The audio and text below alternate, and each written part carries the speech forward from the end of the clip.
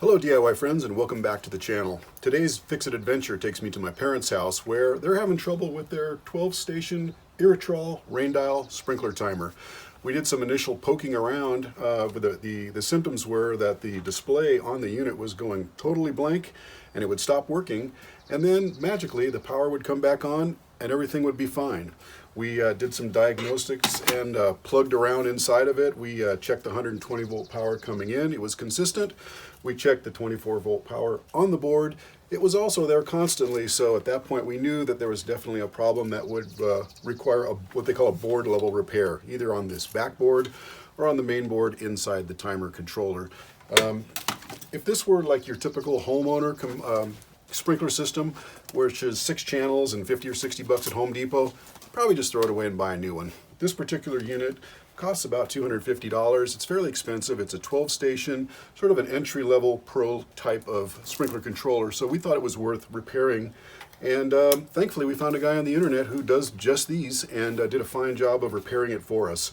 So I just wanted to encourage you today that something like this that's worth repairing, consider maybe poking around and seeing if you can, even if you can't repair the board yourself. I don't have the skills to do that, but I was able to poke around enough to figure out that it's in here and we can send these out and have them repaired. So the net result of this today is going to be for less than a quarter of the cost of a new unit. We're going to be able to get this back in service, assemble it, and get it working today. So that's what we're going to do. We got the parts back from the repair center and we're going to put them back in, get the unit working. So stay tuned. We'll show you how it goes.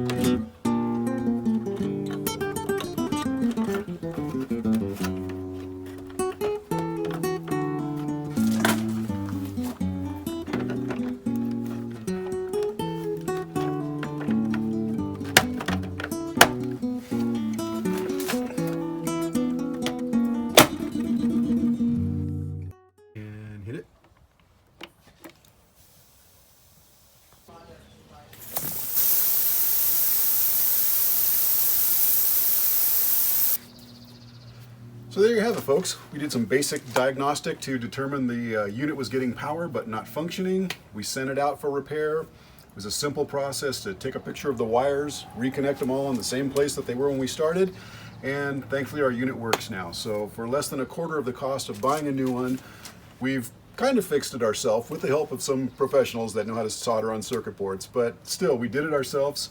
She's back in and it's working fine. So I hope this encourages you as you encounter things like this. If you think you can do it, or maybe you don't, give it a try. You never know. You might save yourself some money and learn something along the way. So until next time, do it yourself.